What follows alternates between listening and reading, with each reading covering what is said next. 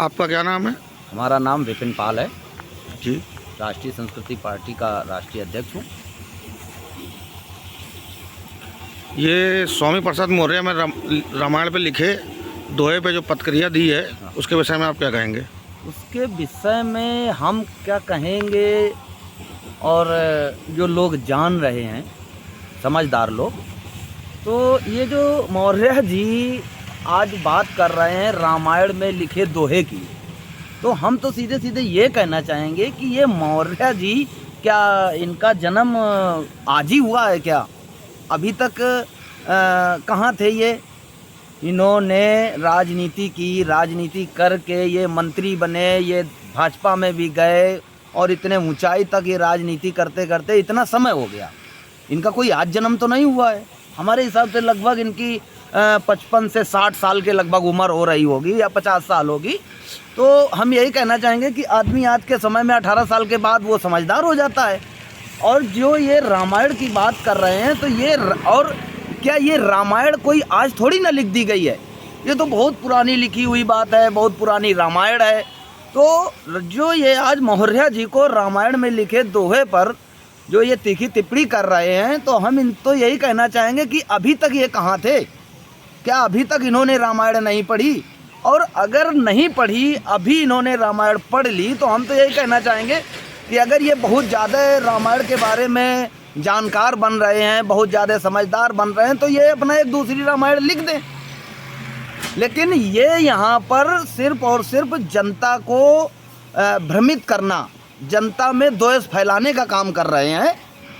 जैसे अन्य पार्टियां हैं, कोई हिंदू मुस्लिम पर राजनीति कर रहा है, तो इन्होंने उसका तोड़ निकाला है कि हम इस तरीके की तीखी टिप्पणी करें तो ये जनमानस में आपस में द्वेष की भावना फैले। ये इस तरीके से राजनीति वैसे करना नहीं चाहिए, जिस तरीके से ये राजनीति कर रहे हैं कि आज वो दोहा गलत है। अरे कम से कम उस दोहे को पढ़ो, उसका अर्थ निकालो। आता न जाता चुनाव चिंछाता, भाई जब तक उसको सही से समझोगे नहीं। जैसे कि इसी रामायण में लिखा है, कनक कनक से 100 गुनी माधिकता अधिकाय, या खाए बहुराए जग या पाए बहुराए। तो कनक माने सोना भी होता है और कनक माने धतूरा भी होता है।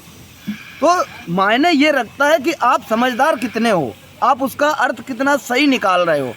इन्होंने दोहा उठाया, उसको गलत नज़र से देख करके उसका गलत अर्थ निकाल करके, जानबूझ के गलत अर्थ निकाला और लोगों में, समाज में कहीं ना कहीं द्वेष की भावना जागृत करने का काम कर रहे हैं। स्वामी प्रसाद मौर्य ये जो आज बवंडर फैला रहे हैं, ये इनकी एक सोची समझी रणनीति है। और वैसे ऐसा इनको नहीं करना चाहिए। अगर तुम ज़्यादा बुद्धिमान हो, तुम्हार राजनीति में बहुत अच्छे हो, तुम्हें बहुत समझ है, तो अगर वितर्क करना है तो शिक्षा पर वितर्क करो, स्वास्थ्य व्यवस्थाओं पर जो व्यवस्थाएं गड़बड़ हैं उस पर वितर्क करो, तब तो समझा जाए कि नहीं आप जनहित में काम कर रहे हो। और ये रामायण क्या खाने को दे रही है, या रामायण से जनमानस में क्या मतलब ये कहना चाहते हैं कि रामायण से बहुत बड़ा देश की तरक्की हो रही है या प्रदेश की तरक्की हो रही है? हम तो यही कहना चाहेंगे भाई ठीक है, पहले रामायण लिख दी गई, जिसके पास समय है वो उसको पढ़े, उस पर लिखे शब्दों पर विचार करे। रामायण में भी कोई गलत चीज़ें नहीं लिखी हैं। रामायण भी हमें यही सिखाती है कि हमें आपस में सामंजस्य बना के रहना चाहिए, हमें हिंदू मुस्लिम नहीं करना चाहिए, हमें भाईचारा रखना चाहिए, हम एक दूसरे के सुख दुख में काम आए। रामायण हमें ये सीख देती है। रामायण हमें ये सीख नहीं देती है कि हम हिंदू को मुस्लिम को काटें या हम किसी पर तीखी टिप्पणी करें। लेकिन मौर्य जी ने ये सोचा कि ये रामायण ज़्यादातर बैकवर्ड के लोग मानते हैं। रामायण को ज़्यादातर आपने देखा होगा गांव क्षेत्र में जब रामायण का पाठ होता है तो अक्सर बैकवर्ड लोग ज़्यादा करवाते हैं। इससे इन्होंने दिमाग लगाया कि नहीं, इसमें बैकवर्ड बहक जाएगा, बैकवर्ड में द्वेष फैलेगा तो वो सारा वोट इनको मिल जाएगा। ये इसलिए राजनीति कर रहे हैं और ये समाज के लिए बहुत ही निंदनीय बात है। इस तरीके से सब लोग अपनी राजनीतिक रोटियां सेंकने के लिए और समाज में गलत संदेश फैला रहे हैं। तो हम तो यही कहना चाहेंगे कि मौर्य जी आपने बहुत दिन राजनीति कर ली है और आप बहुत ही उम्र दराज हैं, आपके भी बाल बच्चे हैं, तो कृपया करके ऐसा कोई काम ना करें जिससे कि समाज में गलत संदेश जाए। अगर आपके पास समय है, आप बहुत समझदार हैं, तो आप शिक्षा, स्वास्थ्य और देश की बेरोजगारी, जो देश में लोग इधर बेरोजगार लोग परेशान हैं, आप उस पर चर्चा करिए, आप उस पर वितर्क करिए तो बेहतर होगा, जिससे कि हमारे देश में, हमारे प्रदेश में अमन चैन हो, सबको समय से खाना पीना मिल सके, सबको दाल रोटी का जुगाड़ करो, रोजगार पर चर्चा करो, शिक्षा पर चर्चा करो। वो कुछ नहीं करना है, बस राजनीतिक रोटियां सेकना है कि आपस में लड़ाने का काम।